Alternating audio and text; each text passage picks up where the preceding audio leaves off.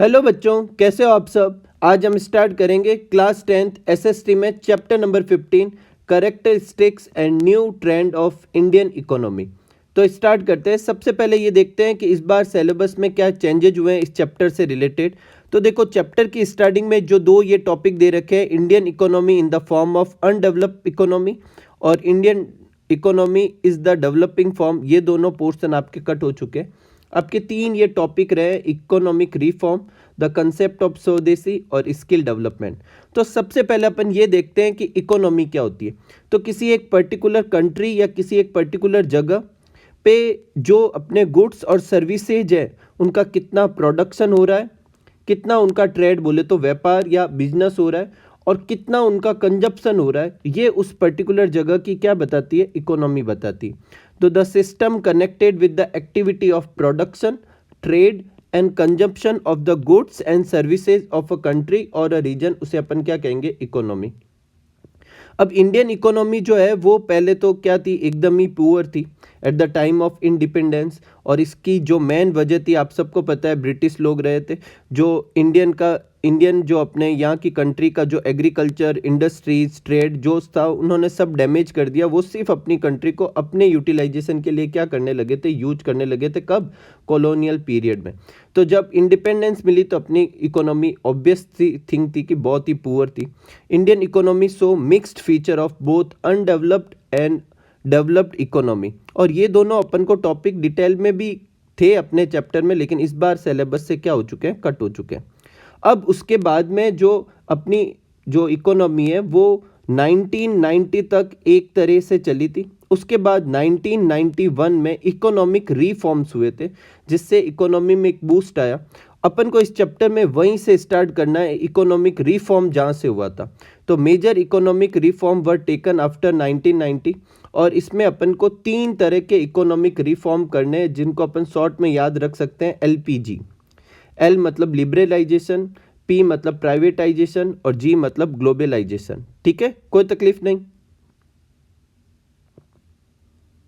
आगे बढ़ने से पहले कुछ इंपॉर्टेंट टर्म देखते हैं, वो भी आपके एग्जाम में आ सकती है। सबसे पहली है ट्रेड डेफिसिट। तो देखो, ट्रेड डेफिसिट क्या होता है, एक जो पर्टिकुलर कंट्री जो होती है वो जो जो चीज़ें बाहर भेजती है, बाहर ट्रेड करती है, उसे अपन क्या कहते हैं, एक्सपोर्ट करना। क्या कहते हैं, एक्सपोर्ट करना। और जो बाहर से लेकर आती है या बाहर से अपने सामान यहाँ पर आता है, उसे अपन क्या कहते हैं, इंपोर्ट करना। ठीक है, ऑब्वियस थिंग है, एक्सपोर्ट से रेवेन्यू आता है, इंपोर्ट से अपना खुद का खर्च होता है।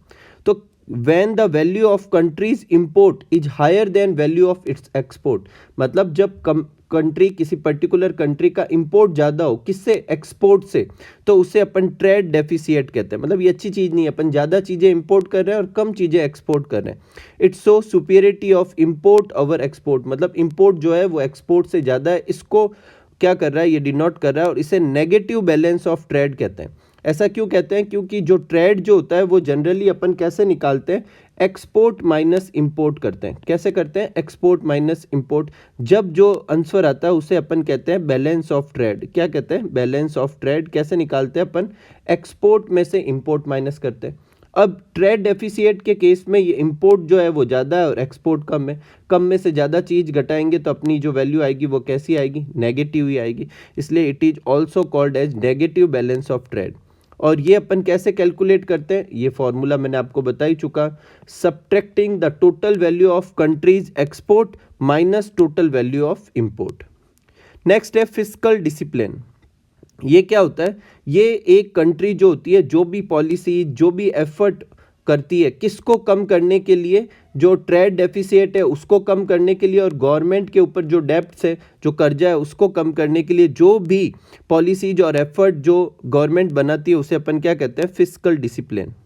नेक्स्ट है balance of payment. Balance of payment क्या है, तो कोई एक पर्टिकुलर कंट्री बाकी सारे देशों के साथ जो भी ट्रांजेक्शन करती है एक फाइनेंशियल ईयर में, उसे बैलेंस ऑफ पेमेंट कहते हैं। तो balance of payment is the record of all international financial transaction, मतलब सारे ट्रांजेक्शन किसी भी और देशों के साथ, किसी एक पर्टिकुलर कंट्री का या उसके वहाँ के रेजिडेंट का, किसमें एक फाइनेंशियल ईयर में जो किया जाता है, उसे अपन क्या कहते हैं, बैलेंस ऑफ पेमेंट, BOP भी कहते हैं इसे। ठीक है,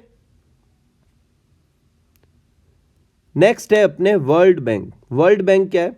तो ये 1944 में एक ब्रिटन वुड एग्रीमेंट के दौरान ये एस्टेब्लिश किया गया था और इसका नाम क्या था? International bank of reconstruction and development, IBRD, जिसे अपन वर्ल्ड बैंक के नाम से जानते हैं। एक WTO, world trade organisation. World trade organisation जो था 1 जनवरी 1995 को एस्टेब्लिश किया गया था और इसका जो फंक्शन था वो ऐसी ट्रेड पॉलिसी और कोऑर्डिनेशन बनाना जिससे बहुत सारे देश आपस में क्या कर सके? ट्रेड कर सके। मतलब मल्टीनेशनल ट्रेड, एक देश दूसरे देश के साथ ट्रेड करना, वहाँ पर जाकर अपनी कंपनी एस्टेब्लिश करना, ये सब करने के लिए जो भी रूल रेगुलेशन थे वो सब ये क्या करते थे? एस्टेब्लिश करते थे। It implement and control multilateral trade. Multilateral trade कौन सा होता है? ऐसा ट्रेड जो दो से ज़्यादा देशों के बीच में हो, ठीक है, या फिर दो देशों के बीच में भी हो, उसे भी मल्टीलैटरल ट्रेड ही कहते हैं। उनमें हेल्प करना किसका काम था? WTO का। It help to solve the trade dispute. अगर कोई ट्रेड डिस्प्यूट हो जाता है कंट्री के बीच में तो अभी यही सॉल्व करता है। It provide a suitable form of agreement and discussion to its member nation. मतलब इस जगह पर जो मेंबर नेशन है वो ट्रेड के लिए कोई एग्रीमेंट देख सकते हैं, डिस्कस कर सकते हैं। ये अपने किसके बारे में था? WTO के बारे में। एक आपको याद रखना, आपके चैप्टर में कहीं टर्म आ जाए MNC। MNC क्या होती है? एक मल्टीनेशनल कंपनी। और कौन सी कंपनी को मल्टीनेशनल कंपनी कहते हैं? जिसकी बिजनेस एक्टिविटी जो होती है एक से ज़्यादा कंट्री में एक ही टाइम पर क्या होती है, उसे अपन क्या कहते हैं? MNC कहते हैं। कोई तकलीफ नहीं।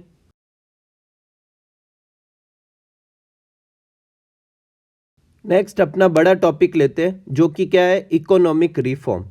अब इकोनॉमिक रिफॉर्म जो है वो क्या होता है? Refers to the set of policy, rules, regulation to achieve economic growth. मतलब ऐसी पॉलिसीज, रूल और रेगुलेशन और ऐसे चेंजेज को अपन ने इकोनॉमिक रिफॉर्म बोला, जिसमें जो 1991 में इंडिया में लॉन्च हुई ताकि इकोनॉमिक ग्रोथ हो सके। उसके लिए जो जो चेंजेज किए गए पॉलिसीज के अंदर, रूल्स के अंदर, रेगुलेशन के अंदर, उन्हें क्या बोला गया? Economic reform. अब इकोनॉमिक रिफॉर्म की नीड क्या थी? ऑब्वियस थिंग है, पहले से जो चीज़ें चल रही थी वो ठीक से नहीं चल रही थी। तो सबसे पहला कारण था poor performance of industrial sector. ठीक है, जो इंडस्ट्रियल सेक्टर था उनकी परफॉर्मेंस अच्छी नहीं थी। Adverse balance of payment. Balance of payment जो था वो गड़बड़ था, मतलब उल्टा था, जैसा होना चाहिए वैसा नहीं था। Rise in trade deficit. Trade deficit अपन ने अभी देखा, इंपोर्ट ज़्यादा करते थे, एक्सपोर्ट कम करते थे। इन्फ्लेशन था, महंगाई थी। प्राइवेट सेक्टर जो था इतना डेवलप नहीं था, उसमें बहुत सारे रेस्ट्रिक्शन थे, कुछ इंडस्ट्री में प्राइवेट सेक्टर होते भी नहीं थे। और लैक ऑफ फिस्कल डिसिप्लिन। और ये जो फिस्कल डिसिप्लिन मैंने आपको पहले भी समझा दिया है कि जो अपने रूल रेगुलेशन या पॉलिसीज डिसाइड की जाती थी ट्रेड डेफिसिट को कम करने के लिए, उसका भी क्या था? लैक ऑफ फिस्कल डिसिप्लिन था। इन सब को सॉल्व करने के लिए क्या किया गया? इकोनॉमिक रिफॉर्म किया गया। इकोनॉमिक रिफॉर्म जो था वो इम्प्लीमेंट करने के लिए क्या इम्प्लीमेंट किया गया था? LPG, लिबरलाइजेशन, प्राइवेटाइजेशन और ग्लोबलाइजेशन। अब इंडिया ने इसके लिए पैसा भी चाहिए था, तो दो इंटरनेशनल ऑर्गेनाइजेशन से हेल्प भी मांगी, फाइनेंशियल हेल्प। एक तो वर्ल्ड बैंक से और एक इंटरनेशनल मॉनेटरी फंड से। ठीक है, कोई तकलीफ नहीं। अब अपन एक एक करके सब टॉपिक करते हैं। पहले करते हैं लिबरलाइजेशन। तो देखो, इसका मतलब है कि गवर्नमेंट का जो रेस्ट्रिक्शन था उनका कम होना, ठीक है, उसे अपन क्या कहेंगे? Relaxation of government restriction in the area of social, political और इकोनॉमिक पॉलिसी, उसे अपन कहेंगे लिबरलाइजेशन। जहाँ तक इकोनॉमिक पॉलिसी की बात है तो उसे इकोनॉमिक लिबरलाइजेशन कब कहेंगे? जब एलिमिनेट करे, गवर्नमेंट जो है वो हटा दे क्या? Unnecessary control and restriction for a greater participation of private entities. मतलब पहले क्या थी गवर्नमेंट की 1990 तक, मतलब अपने इंडिपेंडेंस से लेकर 1990 तक जो था वो प्राइवेट सेक्टर पे बहुत सारे रेस्ट्रिक्शन थे, सिर्फ पब्लिक सेक्टर होते थे। कुछ इंडस्ट्री में तो प्राइवेट सेक्टर काम भी नहीं करते थे। ये अभी अपन प्राइवेटाइजेशन में भी देखेंगे। लेकिन उससे पहले वो प्राइवेटाइजेशन होने के लिए क्या जरूरी था? लिबरलाइजेशन। मतलब गवर्नमेंट की बहुत सारी ऐसी पॉलिसीज थी जिनको एलिमिनेट करना जरूरी था, वो लिबरलाइजेशन में हुआ था। These reforms were adopted especially in the financial sector, foreign exchange, external sector and management. अब बाहर से भी कंपनियां आकर यहाँ पर क्या कर सकती थी? काम कर सकती थी, क्योंकि रूल्स में क्या हुए थे? चेंजेज, और पहले के रूल्स के साथ ये पॉसिबल नहीं था। It help Indian economy transform from socialist to mix economist to capitalist mixed economy, मतलब जहाँ पहले सोशलिस्ट इकोनॉमी थी अब कैपिटलिस्ट इकोनॉमी हो गई। क्यों? क्योंकि बाहर से जो फॉरेन जो कंपनी थी वो भी आने लग गई, यहाँ के जो प्राइवेट सेक्टर थे, प्राइवेट जो भी पर्सन या ऑर्गेनाइजेशन कुछ काम करना चाहता था वो भी काम कर सकता था, क्योंकि अब गवर्नमेंट की पॉलिसीज में क्या हुए थे, उनके लिए कुछ रिलैक्सेशन हुए और उन पॉलिसीज के साथ काम करना आसान था। इसका मतलब अपन और घुमा के बोले तो लिबरलाइजेशन एलिमिनेट गवर्नमेंट ऑब्स्टेकल, मतलब गवर्नमेंट की जो पॉलिसी जो एक ऑब्स्ट्रक्शन की तरह काम कर रही थी उसको हटा दिया, उनके इंटरफेरेंस को हटा दिया, और इससे जो मतलब ट्रेड और इन्वेस्टमेंट का फ्रीडम मिला। और यही फ्रीडम की वजह से लोग क्या कर रहे थे, पार्टिसिपेट कर रहे थे, यहाँ के भी और लोग बाहर से आके भी। It allow the private sector company to operate business transaction. Liberalization has open economic border to foreign companies. मतलब सिर्फ यहीं की प्राइवेट कंपनियां नहीं, बाहर से भी कंपनी आकर यहाँ पर इन्वेस्टमेंट करने लगी। एक साइड इफेक्ट भी था लिबरलाइजेशन का कि अगर बाहर से कंपनी आने लगेगी, जो कंसेप्ट ऑफ स्वदेशी था जो अपने यहाँ पर महात्मा गांधी ने अपने आज़ादी से पहले भी चला रखा था, उसको बहुत अफेक्ट किए, क्योंकि बाहर से फॉरेन कंपनी आई तो जो अपन है ज़्यादातर फॉरेन चीज़ें, मतलब जो बाहर से चीज़ें बन रही थी वो यूज करने लगे। तो कंसेप्ट ऑफ स्वदेशी के लिए ये थोड़ा एडवर्स इफेक्ट भी था, मतलब इसके कुछ फ़ायदे थे तो कुछ नुकसान भी थे। ठीक है, कोई तकलीफ नहीं।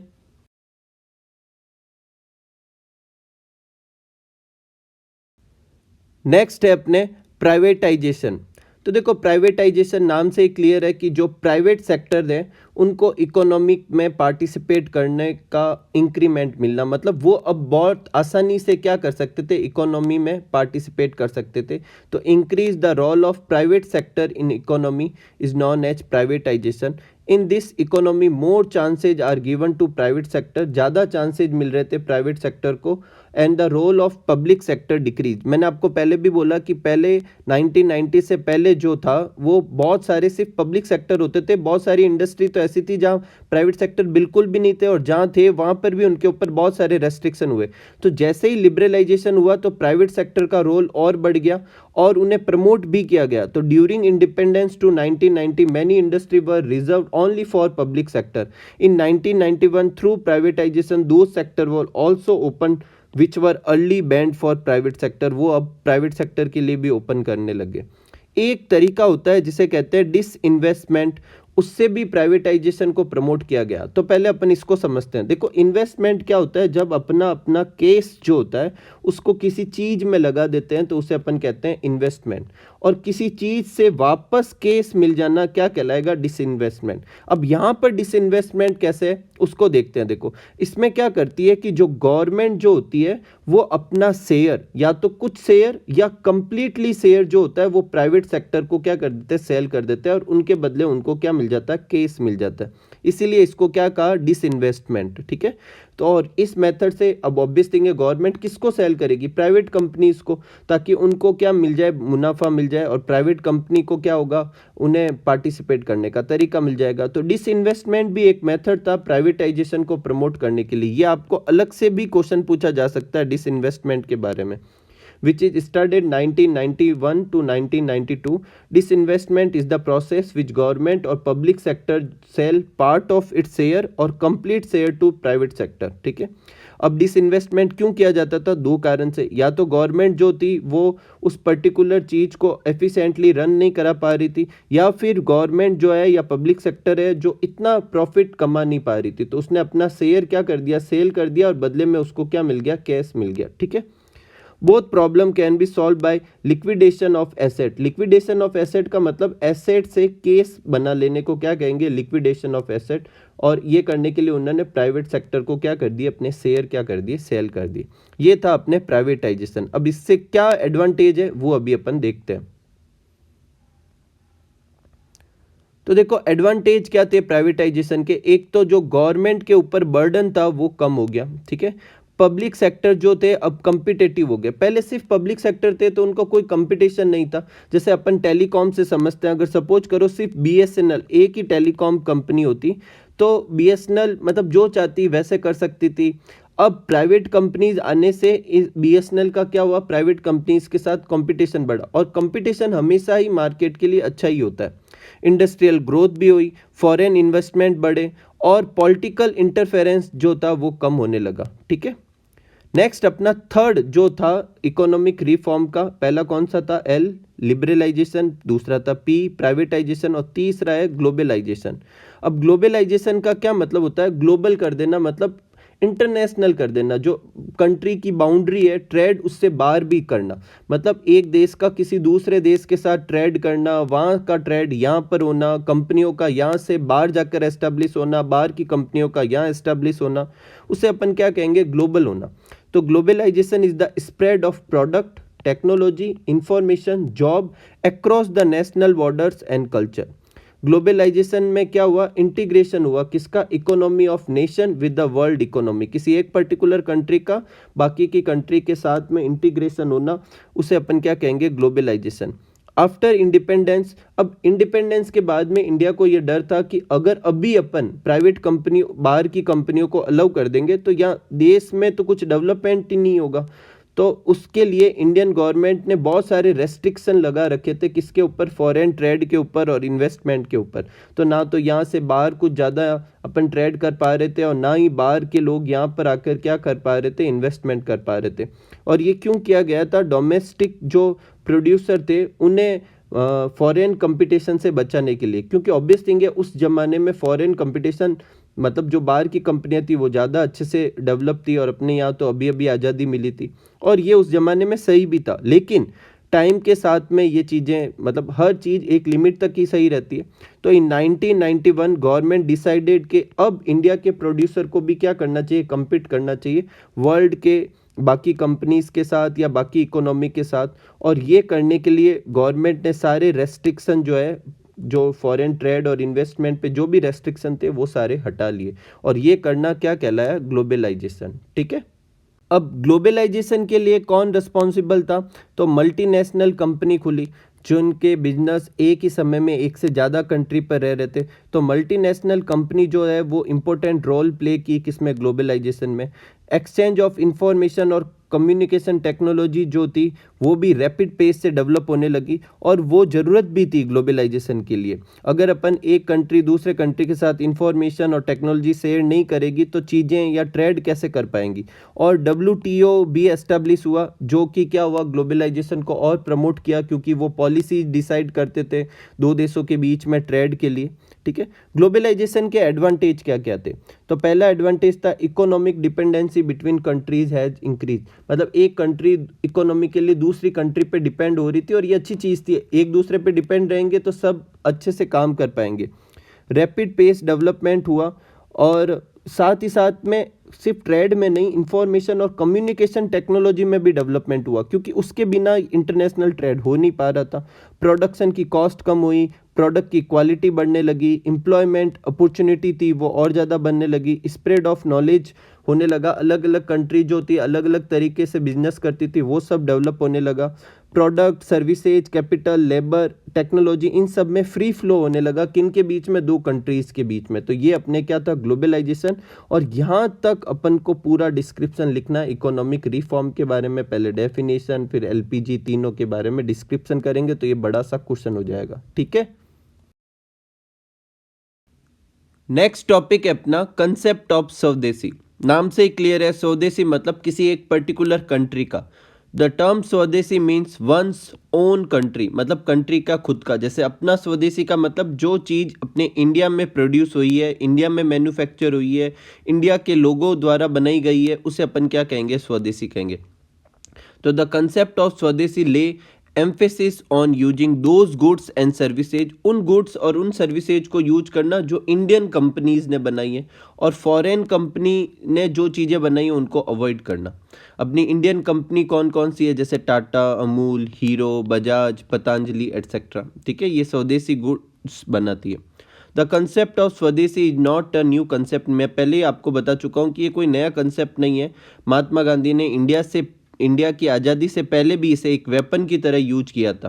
ठीक है, और गांधी जी ऐसा बिलीव करते थे कि भाई ये जो स्वदेशी अपनाने से अपनी जो इंडियन इकोनॉमी, साथ में देश जो है और ताकतवर बनेगा। तो it is already used as weapon in the Indian war of independence by Mahatma Gandhi. Gandhi ji made each and every Indian citizen aware and inspired them to adopt Swadeshi. He believe that the concept of Swadeshi can make India a self dependent country. अब India जो है उसने फिर आज़ादी के बाद में भी वो कंटिन्यू रखा किसको, स्वदेशी कंसेप्ट को। लेकिन जब 1991 में ग्लोबलाइजेशन हुआ, लिबरलाइजेशन हुआ, तो फॉरेन कंपनी भी यहाँ आकर क्या करने लगी, इन्वेस्ट करने लगी। एक तरीके से अच्छा ही था, लेकिन जो फॉरेन कंपनी जो ज़्यादातर थी वो डेवलप्ड नेशन की थी, और जल्दी ही डेवलपिंग नेशन जैसे इंडिया को ये रियलाइज होने लगा कि जो डेवलप्ड नेशन है वो WTO से जो भी रूल्स रेगुलेशन, जो फेयर पॉलिसी थी, उनको वो कुछ खास यूटिलाइज नहीं कर रहे थे। वो सिर्फ अपना अपना क्या देख रहे थे, प्रॉफिट देख रहे थे। तो जितना अपन ने सोचा था कि ग्लोबलाइजेशन से हेल्प होगी, उससे कई गुना ज़्यादा क्या हो रहा था, नुकसान हो रहा था। और यही वजह है कि एक बार फिर कंसेप्ट ऑफ स्वदेशी जो है वो चलन में हो गया। ठीक है। Developing nation got some benefit but losses were more, मतलब ज़्यादा बेनिफिट तो हो रहा था लेकिन लॉसेज ज़्यादा हो रहा था। Due to international law and agreement Indian government does not put effective sanction. अब देखो जो लॉ वगैरह थे उस हिसाब से, मतलब अब गवर्नमेंट ऐसा तो नहीं कह सकती कि बाहर से आने वाली कंपनियों को कि आप यहाँ पर बिजनेस नहीं कर सकते।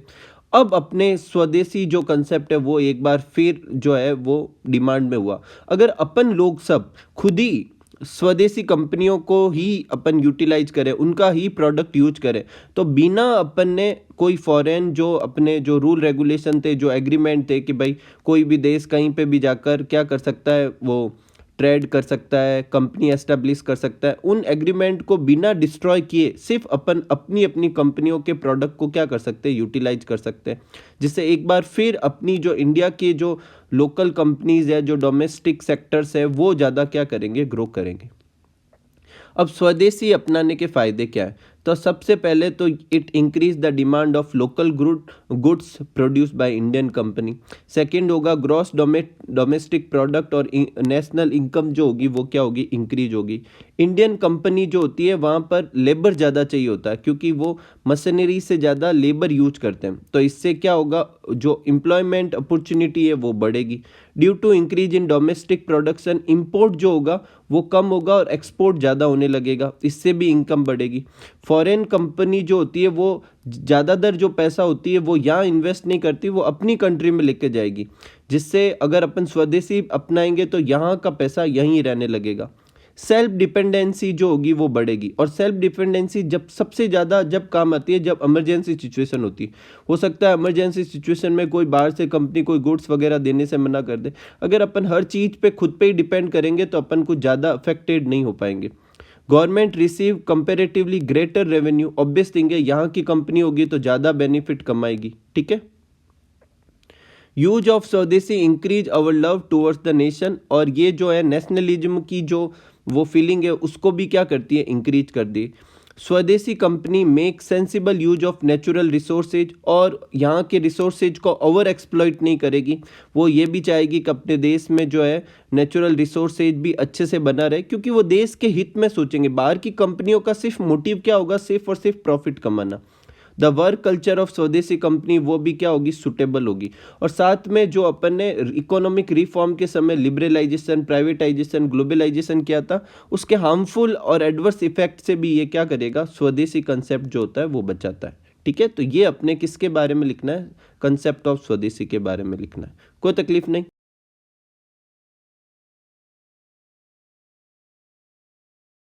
नेक्स्ट है अपना स्किल डेवलपमेंट। ये भी आपके पूरा एक बड़ा सा क्वेश्चन बन सकता है। तो इसके बारे में यहाँ से लेकर जहाँ तक ये ख़त्म होगा वहाँ तक का पूरा डिस्क्रिप्शन आप लिख सकते हैं। तो सबसे पहले देखते हैं स्किल क्या होती है। तो qualification and capability of conducting any work in efficient way, ज़्यादा अच्छे ढंग से कोई भी काम करने की जो एफिशिएंसी होती है उसे अपन क्या कहते हैं, स्किल कहते हैं। ठीक है। Labour is the most important resources as compare to all other sources of production. मेहनत और मजदूरी या फिर जो अपने लेबर जो मतलब हार्डवर्क जो होता है, मतलब मैनुअल वर्क जो होता है, जो ह्यूमन खुद एफर्ट डालता है, वो सबसे अच्छा सोर्स है किसी भी चीज़ को बनाने का। लेकिन अगर यही लेबर के साथ स्किल्स भी आ जाए तो फिर और ज़्यादा क्या होगा, प्रोडक्टिविटी होगी। तो labour can made more productive by skill development. अब स्किल डेवलपमेंट में करते क्या, in skill development labour is provided capability and skill, उसकी कैपेबिलिटी बढ़ाई जाती है, स्किल बढ़ाया जाता है, किससे, एजुकेशन से, हेल्थ से, ट्रेनिंग से, उन्हें ट्रेनिंग दी जाती है, एजुकेशन दिया जाता है। इससे जो लेबर, जो मतलब ह्यूमन काम कर रहा है, उसकी स्किल में क्या होगी, बढ़ोतरी होगी।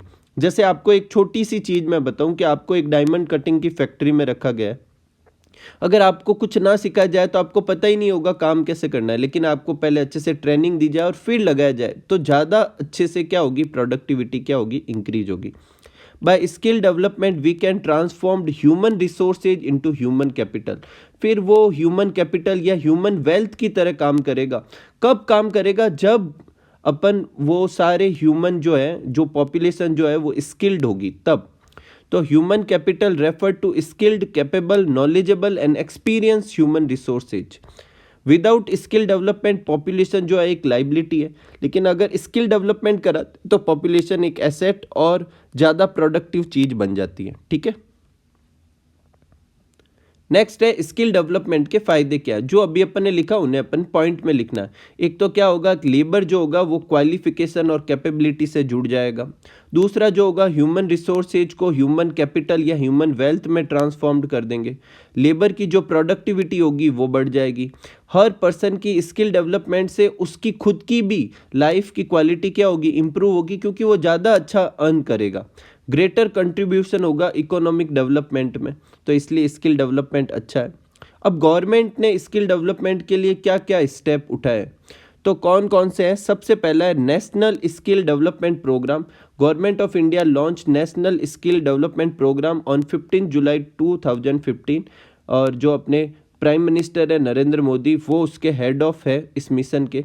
After independence this is the first incident in which the ministry of skill development और entrepreneurship has been formed to prepare employment oriented youth. मतलब इंडिपेंडेंस के बाद में ये पहला केस था जब यूथ को मतलब इस तरीके से प्रिपेयर किया गया है कि एम्प्लॉयमेंट के लिए, मतलब उनको ट्रेनिंग दी गई, उनको स्किल्ड किया गया, मतलब ऐसा किया जा रहा है, मतलब सबको नहीं कर चुके हैं, मतलब ये प्रोग्राम एस्टेब्लिश किए हैं। इसका मोटिव ये है कि यूथ जो है वो कोई ना कोई स्किल या कोई ना कोई मतलब चीज़ सीखे, ताकि वो खुद क्या कर सके, एम्प्लॉयमेंट, मतलब एम्प्लॉयमेंट मिल सके, उसको रोजगार मिल सके और वो अपनी एक अच्छी लाइफ जी सके। और साथ में जो लोग काम कर रहे हैं उनको अगर स्किल्ड कर देंगे तो प्रोडक्टिविटी भी और ज़्यादा क्या हो जाएगी, बढ़ जाएगी।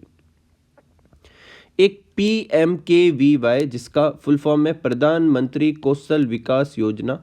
The major objective behind this is to provide employment to people by making them skilled. मतलब पहले स्किल करेंगे और फिर उनको क्या करेंगे, एम्प्लॉयमेंट प्रोवाइड करवाएंगे, और बहुत सारे लोग अभी तक इससे बेनिफिट भी पा चुके हैं।